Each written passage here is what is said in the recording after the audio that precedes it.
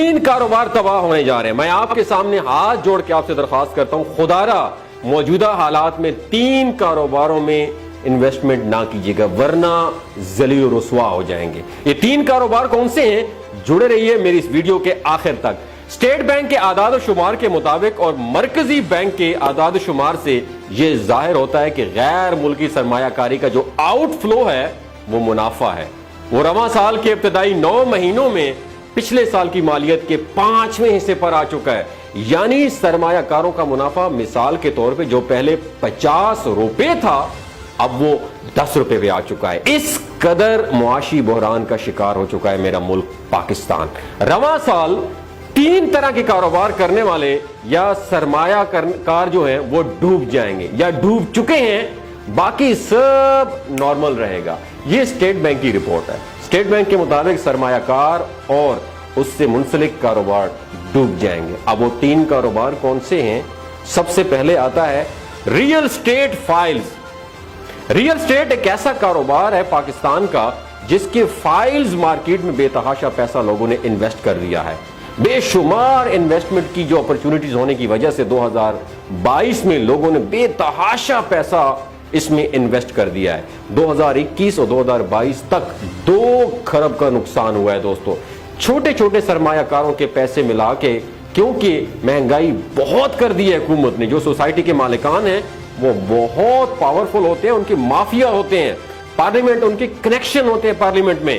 Construction material مہنگا ہونے کی وجہ سے وہ فراڈ کر جاتے ہیں دوستو, وہ لوگوں کو بے وقوف بناتے ہیں. پراپرٹی ڈیلر کی فراڈ کی وجہ سے اور پراپرٹی ڈیلر کی بے حسی کی وجہ سے ریئل اسٹیٹ فائلز پاکستان میں ڈوب جائے گا. اور ایک طرح سے یہ بہت اچھا ہے. کیوں اچھا ہے؟ کیونکہ ریئل اسٹیٹ فائلز نے پاکستان کی ترقی کو اور پاکستان کی سرمایہ کاری کو بری طرح ڈیمیج کیا ہے, خاص طور پر بیرونی ملک. پاکستان کا جو مزدور طبقہ ہے جب وہ بیرون ملک جاتے ہیں جاب کے لیے تو ان کی سوچ یہی ہوتی ہے کہ وہ پیسہ کمائیں گے اور کسی اچھی سوسائٹی میں انسٹالمنٹ پہ پلاٹ لیں گے, اور انسٹالمنٹ جو ہے نا وہ قسطیں دیتے رہیں گے اور پلاٹ حاصل کر لیں گے. لیکن وہ یہ بھول جاتے ہیں کہ یہ پاکستان ہے. اور اسٹیٹ بینک نے بھی اس پر کافی سخت رپورٹ دی ہے کیونکہ اس میں بہت کمی آئی ہے. پچھلے 2 سال سے مارکیٹ میں جو ریئل اسٹیٹ کا کاروبار چل رہا تھا وہ آلموسٹ کم ہو گیا ہے. اب دوسرے کاروبار کی میں بات کروں گا. دوسرا کاروبار کون سا ہے جو ڈوب جائے گا, ڈوب رہا ہے اور ڈوب چکا ہے؟ وہ ہے ٹیکسٹائل بزنس کا کاروبار, جس کی وجہ سے پاکستان میں 50 لاکھ لوگ بے روزگار ہوئے ہیں. ڈالرز کی شارٹیج کی وجہ سے یہ سب کچھ ہو رہا ہے, حکومت کی بنائی ہوئی پالیسیز کی وجہ سے یہ سب کچھ ہو رہا ہے. اور پاکستان میں جو خام مال کے ٹرک آئے ہوئے نا باہر سے, جن پہ جو ایل سیز بند کی ہوئی ہیں گورنمنٹ نے, ان کی وجہ سے یہ کاروبار بند ہو رہا ہے. ٹیکسٹائل بزنس میں جتنا لوگوں نے پیسہ لگایا, انویسٹ کیا ہے, یہ سب سے بڑا سرمایہ کار ہے. ٹیکسٹائل بزنس کو پاکستان کا بیک بون بھی کہا جاتا ہے. پاکستان کے اندر ٹیکسٹائل کی جی ڈی پی کا تقریباً 25% ٹیکسٹائل سے تو آتا ہے, لیکن اس پر ایل سیز لگنے کی وجہ سے, ایل سیز بند ہونے کی وجہ سے پاکستانی حکومت نے اسے تباہ و برباد کر کے رکھ دیا ہے. اسی کی وجہ سے یہ کاروبار بھی پاکستان میں ڈوب جائے گا یا ڈوب چکا ہے. اب تیسرے بزنس کی طرف آتے ہیں. تیسرا کاروبار ہے کنسٹرکشن بزنس. کنسٹرکشن بزنس ایک ایسا کاروبار تھا جس میں کنسٹرکٹر یا ٹھیکیدار حضرات تھوڑی سی سرمایہ کاری کر کے بہت منافع کما لیتے تھے, لیکن اب یہ بزنس پاکستان میں ڈوب چکا ہے.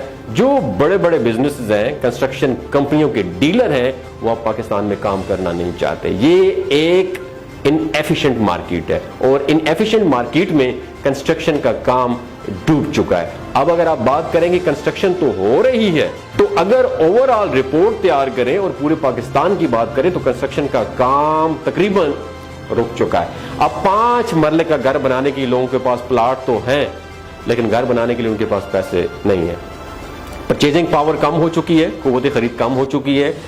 آج اگر آپ دیکھیں سوسائٹی مالکان جو بڑی بڑی سوسائٹیز ہیں, آپ ڈی ایچ اے کی بات کریں, بحریہ ٹاؤن کی بات کریں, بلو ورڈ سٹی کی بات کریں, اتحاد ٹاؤن کی بات کریں, لبرٹی لینڈز کی بات کریں, بلیک سٹی کی بات کریں, فضائیہ کی بات کریں, A S F colony housing society کی بات کریں, بڑی بڑی سوسائٹیز کے اندر کام تقریباً رک چکا ہے دوستو. اس کی وجہ یہ ہے کہ کم آمدنی والے ترقی پذیر ممالک کے مقابلے میں پاکستان کی جو گورننس ہے وہ کافی زیادہ ناقص ہے. پاکستان کی جو فی کس کم پیداواری توازن ہے وہ ادائیگی کے بحران میں اہم رول پلے کرتی ہے، لیکن پاکستان میں ایسا بالکل بھی نہیں ہے۔ جہاں ملک اتنا زر مبادلہ کمانے سے قاصر ہو جائے وہاں درآمدات کے لیے فنڈز بہت کم مہیا کیے جاتے ہیں۔ پاکستان میں ممکنہ سرمایہ کاروں کو ایسے ہی چیلنجز کا سامنا ہے جو دوسرے ترقی پذیر ممالکوں میں موجود ہے، جیسے کہ ریگولیٹری رسک، ٹیکسیشن سسٹم۔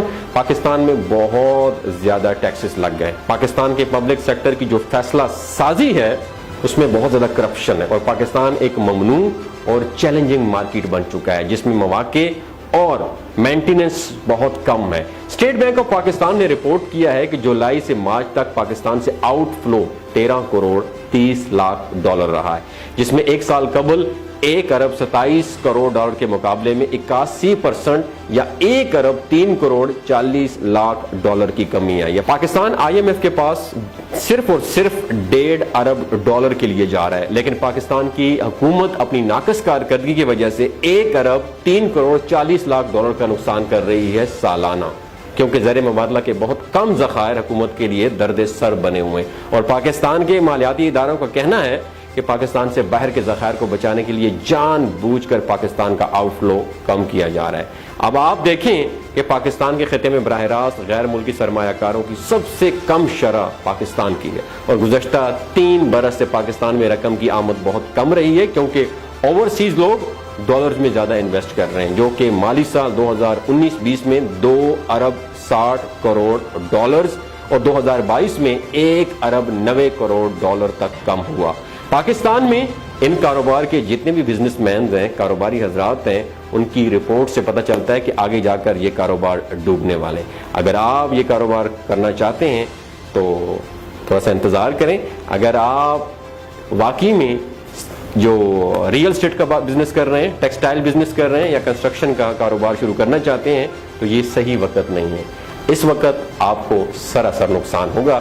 اگر آپ ان تینوں میں سے کوئی بزنس کر رہے ہیں، نیچے کمنٹ سیکشن میں اپنا ایکسپیرینس ضرور شیئر کیجئے گا کہ واقعی میں آپ کے ساتھ صحیح رپورٹنگ شیئر کر رہا ہوں یا کہیں غلط تو نہیں ہوں۔